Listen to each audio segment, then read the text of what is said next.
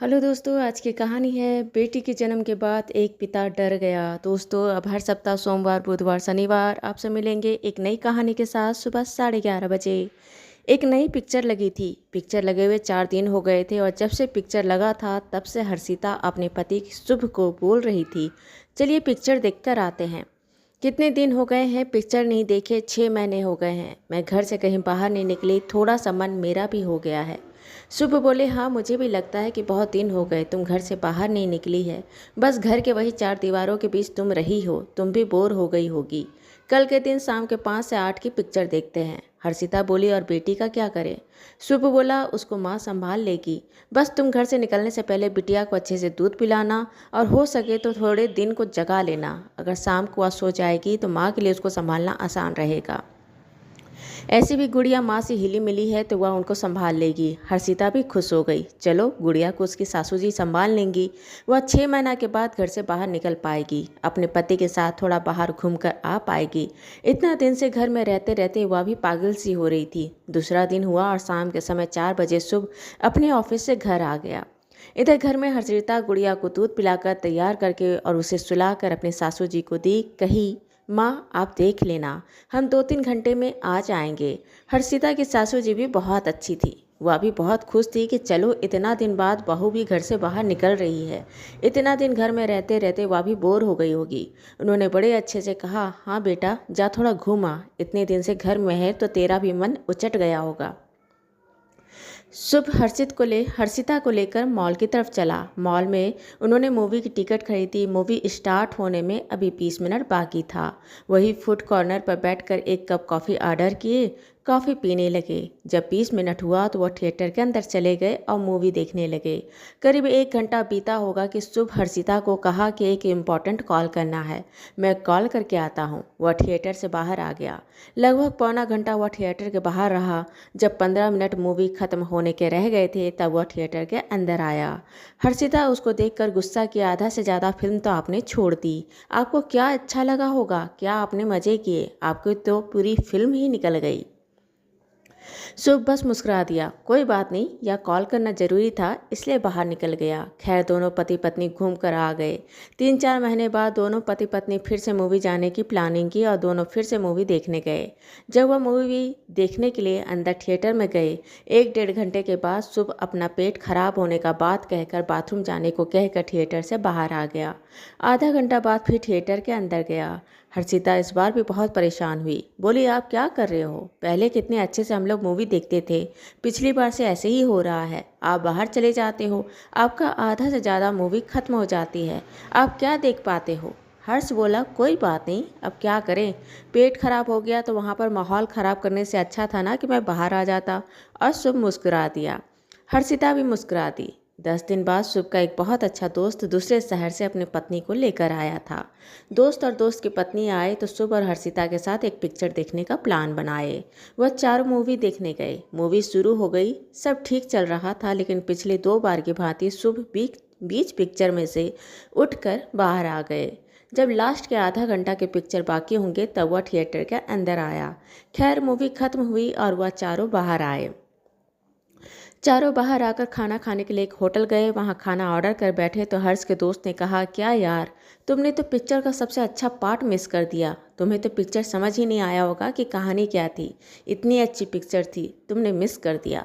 हर्षिता कही, भैया पिछले 3 बार से यही हो रहा है। जब से हमारी बिटिया हुई है उसके बाद से हम लोग यह तीसरी बार आ रहे हैं और यह तीनों बार मूवी के बीच में से बाहर आ जाते हैं। पता नहीं ऐसा कौन सा संयोग हो रहा है या जानबूझकर कर रहे हैं, पता नहीं। मुझे तो समझ में नहीं आ रहा है कि क्या बात है, और कुछ बोलते भी नहीं हैं, पर मुझे ऐसा लगता है कि ये जानबूझकर कर रहे हैं। उसके दोस्त ने शुभ से पूछा कि क्यों, क्या हुआ, ऐसा क्या हुआ, क्यों कर रहा है ऐसा, भाभी को क्यों परेशान कर रहा है? सही सही बात बता। थोड़ा सा दबाव डालने के बाद, थोड़ा उसकी खींची करने के बाद शुभ कहा कि जब मेरी बेटी हुई, मैं उसे अस्पताल में पहली बार देखा तो एक अलग ही आत्मिक सुख मुझे मिला। ऐसा लगा शायद जैसे मुझसे सुखी इंसान कोई होगा ही नहीं। मुझे तो दुनिया भर की दौलत मिल गई। उसके चेहरे के एक मुस्कुराहट के लिए पता नहीं मैं क्या नहीं कर सकता। मुझे नींद बहुत प्यारी है, लेकिन रात भर उसके लिए जागना मुझे पसंद है। मुझे थोड़ी सी भी गंदी चीज़ अच्छी नहीं लगती, लेकिन उसके पॉटी साफ करना मुझे पसंद है। क्यों? पता नहीं मैं उसे इतना प्यार कैसे करता हूँ, नहीं जानता। मैं उसके बिना रह नहीं सकता। पता है, मेरी बेटी में मेरी जान बसती है। मेरी बिटिया मेरी जान है, मेरी दुनिया है। और जब से वह हुई है, मैं थिएटर आता हूँ और मूवी में कोई ऐसा सीन आ जाता है जिसमें किसी लड़की से छेड़छाड़ करने वाला सीन हो, बच्चे का भीख मांगने का या अनाथ बच्चे का सीन हो, तो पता नहीं क्यों अंदर से मैं बहुत बेचैन हो जाता हूँ। मैं बुरी तरह से खींच जाता हूँ, मन मेरा रुदन करता है। मुझे अब पिक्चर में यह सब देखना बर्दाश्त नहीं होता और मैं वहाँ से निकल जाता हूँ। मैं हर्षिता को इसलिए नहीं बताया कि उसे बुरा ना लगे। उसे पिक्चर देखना बहुत पसंद है। वह पिक्चर देखना बंद ना करते, लेकिन मेरी बेटी के होने के बाद से मुझे अब ऐसा सीन देखना बर्दाश्त नहीं होता। मुझसे अब सहन नहीं होता। हर्षिता पहली बार अपने पति के मुंह से वह सच्चाई सुन रही थी जो वह महसूस कर रही थी, लेकिन उसकी पत्नी कहीं उसके पीछे अपना शौक खत्म ना कर ले, इसलिए वह बताते नहीं थे। वह सुनकर सही में द्रवित हो गई कि उसका पति में पिता बनने के बाद कैसे कैसे बदलाव उसमें आ रहा है। शुभ की बातें सुनकर हर्षिता, शुभ के दोस्त और उसकी पत्नी अवाक हो गए। यह मजाक उड़ाने वाली बात नहीं थी, यह सही में किसी को भावुक कर देने वाली बात थी। चारों खाना खाकर बाहर निकले। शुभ और उसका दोस्त गाड़ी के आगे में बैठे थे, जबकि पीछे में हर्षिता और उसके दोस्त की पत्नी बैठी थी। कुछ देर बाद ट्रैफिक में रुके। उनके आगे एक स्कूटी में एक लड़की थी। कद काठी से थोड़ी हट्टी कट्टी लग रही थी। ऐसा लगता था कि हाँ, खाए पिए घर की है। मरियल सी दुबली पतली लड़की नहीं थी, थोड़ी अच्छी थी। सुबह से लड़की को देखा तो उसको देखकर कहा कि जब मेरी बेटी बड़ी होगी तो कुछ कुछ उसका कद काठी इस लड़के की तरह होगा। बड़ी होगी तो ऐसी ही स्कूटी कार चला कर जाएगी, है ना। हर्षिता स्कूटी में बैठी लड़की को देखी। अपनी बेटी का भी का शरीर देखकर ऐसा लगता था कि सही में बड़ी होकर वह भी ऐसे ही कुछ दिखेगी। हर्षिता आज थोड़ा गौर कर रही थी कि उसके पति के पिता बनने के बाद उसका पति में कैसे बदलाव आ रहा था। उसकी बेटी बड़ी होकर कैसी दिखेगी, अभी जैसा चलन है उसके हिसाब से उसकी बेटी कैसी चलेगी, कैसी गाड़ी चलाएगी, वह सब महसूस कर रहा था। फिल्मों में बच्चों के साथ होने वाला अत्याचार, क्रूर सीन या फिर लड़की को छेड़ते या उसके साथ अमान्य व्यवहार होते हुए देख उसका मन कैसे द्रवित हो जाता है। अब उसे डर लगता है कि उसकी बेटी इतनी बड़ी दुनिया में कैसे रहेगी, वह अपनी बेटी को कैसे बचाएगा। हर्षिता पीछे सीट से ही आगे की सीट में बैठे अपने पति के चेहरे के साइड के हिस्से को पीछे से देख रही थी। सही में अभी उसके पति पर उसे बहुत प्यार आ रहा था। उसका पति उसको बहुत ही मासूम लग रहा था। खैर, शुभ का दोस्त और उसकी पत्नी वहां से वापस अपने शहर चले गए। 2-3 दिन बाद घर पर शुभ की माँ और हर्षिता बैठ बातें कर रही थी और थोड़ी दूर में ही बैठकर शुभ टीवी देख रहा था। अचानक उसने नोटिस किया कि उसकी माँ और उसकी पत्नी के बीच में कुछ बातें चल रही है और उसकी माँ थोड़ा सा नाराज दिख रही है। साथ में हर्षिता भी थोड़ी अनमनी सी लग रही है। उसने अपने टीवी का साउंड थोड़ा कम किया और कान लगाया कि उसकी माँ पत्नी के बीच में आखिर बात किस टॉपिक पर चल रहा है। उसने सुना कि उसकी माँ पड़ोसी की बात कह रही थी। पड़ोस में एक पति अपनी पत्नी से बीती रात झगड़ा किया था और उससे मारपीट की थी। खैर, यह नया नहीं था, यह उस घर का रोज का नियम था, क्योंकि पति को रोज दारू पीने की आदत थी और वह अपनी पत्नी से झगड़ा करता था, थोड़ा मारपीट भी करता था। उसके घर से चीखने की और रोने की आवाज़ भी आती थी।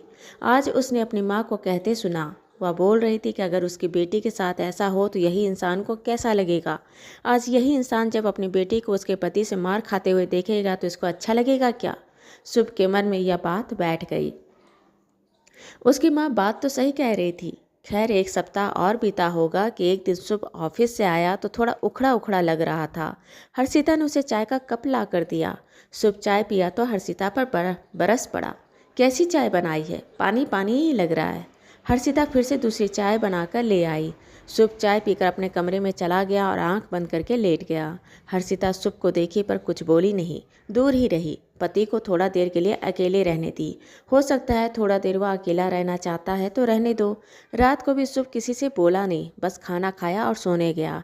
लेकिन सोने से पहले भी कितना भी उसमें गुस्से का भाव था, कितनी भी नाराजगी थी, अपनी बेटी को प्यार करना नहीं भूला, उसे दुलार करना नहीं भूला, उसके गालों को चूमना नहीं भूला और फिर सो गया। सुबह उठा तो वह बिल्कुल सामान्य था। हर्षिता को आगे बढ़ बढ़कर बात कर रहा था। हर्षिता किचन में थी तो शुभ पीछे से गया, बोला, हर्षिता कल के लिए सॉरी। हर्षिता बोली, कोई बात नहीं, होता है, आप आप भी तो दिन भर बाहर में सुबह से शाम तक काम करते हो, हजार टेंशन रहती है, कभी कभी चिड़चिड़ा हो जाती है, क्या करोगे? हर्ष बोला, मैं कितना भी चिड़चिड़ा हो जाऊं लेकिन मेरा गुस्सा कहीं और तो नहीं निकलता। क्यों? गुस्सा भी देखता है कि किसके सामने निकलना है और किसके सामने नहीं निकलना है। अगर मेरा गुस्सा या समझता है कि या मेरे बॉस के सामने नहीं निकलना है, या ऑफिस में काम करने वाला मेरा सहकर्मी है इसके सामने नहीं निकलना है, रास्ते में चलने वाला कोई अनजान आदमी के सामने नहीं निकलना है, तो फिर वह गुस्सा यह कैसे जानता है कि यह मेरी पत्नी है, इसके सामने बेधड़क निकलना है, उसको चोट पहुंचाना है? गुस्सा था, मन खीज में था, मैं तुम्हें बोल सकता था मन ठीक नहीं है, मेरे से थोड़ा दूर रहो, अच्छी चाय बना कर दो। अपनी गुस्सा तुम पर निकालना क्या सही था या मेरी गलती है? मुझे माफ़ करो। हर्षिता कुछ नहीं बोली, बस शुभ के चेहरे पर हाथ रखकर मुस्कुरा दी। शुभ बोला कि तेरा बहुत बड़ा मन है हर्षिता कि तुम इस बात को समझती है कि मेरा पति दिन भर काम करता है, खींचता है, बहुत परेशानी होती है, चिंता होती है, लेकिन यह बहुत बड़ी बात नहीं है। जितना परेशान मैं घर के बाहर में होता हूँ उतना तुम घर के अंदर में भी होती हो। कोई मैं बहुत बड़ा तोप नहीं मार रहा हूँ। मैं घर के बाहर कमाने निकला हूँ तो थोड़ी परेशानियाँ होंगी। तुम घर के अंदर में रहकर काम कर रही हो तो तुम्हें परेशानियाँ होंगी। बच्चे पालना भी कोई आसान काम नहीं है, वैसे ही कमाना भी कोई आसान काम नहीं है। लेकिन हाँ, कल अगर मेरी बेटी का पति अगर उस पर हाथ उठा दे या उस पर चिल्लाए या उसे इस तरह से आंखें दिखाए तो उस समय क्या मेरे मन में आएगा कि नहीं, बहुत कमाता है, बहुत परेशान था, बाहर में 4 लोगों से मिलता है इसलिए मेरी बेटी पर गुस्सा करने का अधिकार रखता है, मेरी बेटी का दिल दुखाने का अधिकार रखता है, मेरी बेटी पर हाथ उठाने का अधिकार रखता है? क्या यह मेरे लिए जायज़ होगा? मैं बस वह हर चीज़ नहीं करना चाहता जो कल मेरी बेटी के हिसाब से वह ठीक ना हो। पता है, लोग कहते हैं कि माँ बाप के कर्म बच्चे काटते हैं। मैं नहीं चाहता कि मेरे बच्चे मेरे कर्म काटे जो उसके बाप ने बोए हैं। माँ बाप बच्चों को जन्म देते हैं लेकिन भाग उनका खुद का होता है, लेकिन उनके भाग्य में मेरा कर्म बुरा नहीं जुड़ना चाहिए। हर्षिता अपने पति के हाथ को पकड़कर जोर से दबाते हुए बोली, आप ज़रूरत से ज़्यादा परेशान हो रहे हैं। मुझे अच्छा लगता है कि आप एक पिता होने के बाद इतना सब कुछ सोचते हैं, लेकिन इतना भी खुद को परेशान मत कीजिए। अपनी बेटी को बस अच्छी परवरिश दीजिए, दिमागी तौर से शारीरिक तौर से उसे मजबूत बनाएं और उसको फाइनेंशियली भी खुद पर इतना स्ट्रांग रखना सिखाएं कि वह किसी भी गलत चीज़ का हिस्सा बनने से इनकार कर दे, या फिर कोई भी उसके साथ रहकर उसके साथ गलत व्यवहार करने से पहले सोचे कि यह बर्दाश्त नहीं करेगी, मुझे इसके साथ ऐसा गलत व्यवहार नहीं करना है।